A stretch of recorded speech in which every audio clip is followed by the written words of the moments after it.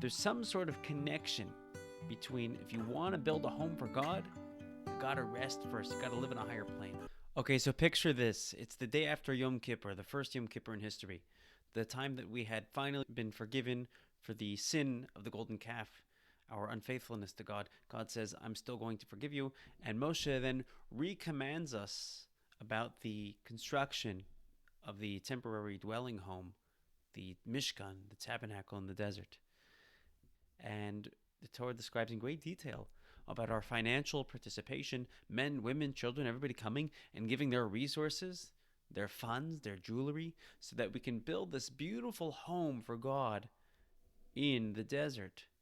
But prior to Moshe introducing this idea to us, it says, Vayakhel Moshe et bnei Israel. Moshe gathers the Jewish people.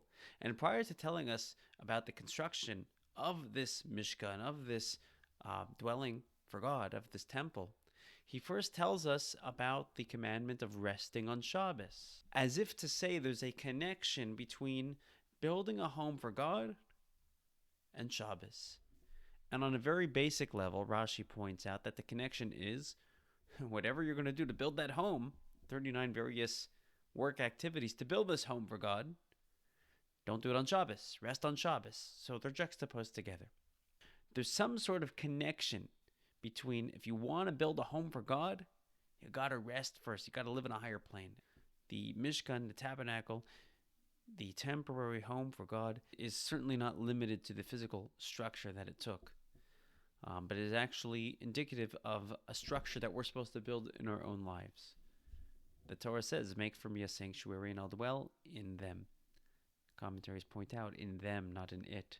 God wants to dwell in them. He wants to dwell within the people. He wants to dwell within our own selves. He wants to dwell within our homes. We have the ability to make our own lives a home for God.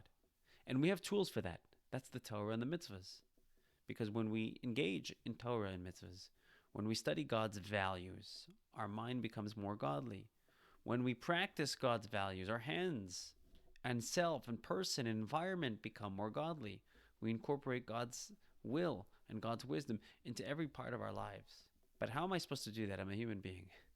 How could a human being bring the divine in their own lives, in our own lives? How can I make my life more godly? I don't feel that godly. And the answer is Shabbos, the precursor to building the Mishkan, the precursor to building this house of God in our own lives is Shabbos. This is what the Torah is telling us. Because the message of Shabbos is that I am not of the world, I am above the world. Once a week we shut off from the world. Nothing else matters.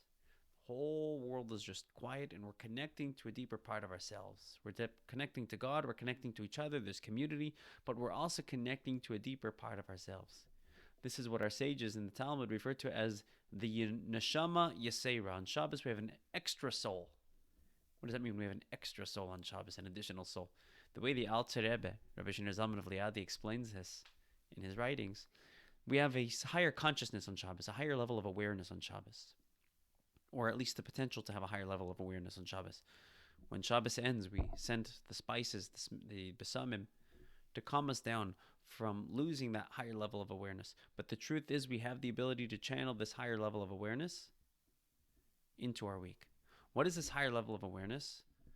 Well, usually I value God based on perception, based on how much I've thought about Him, based on how much I believe in Him, based on how much I understand Him.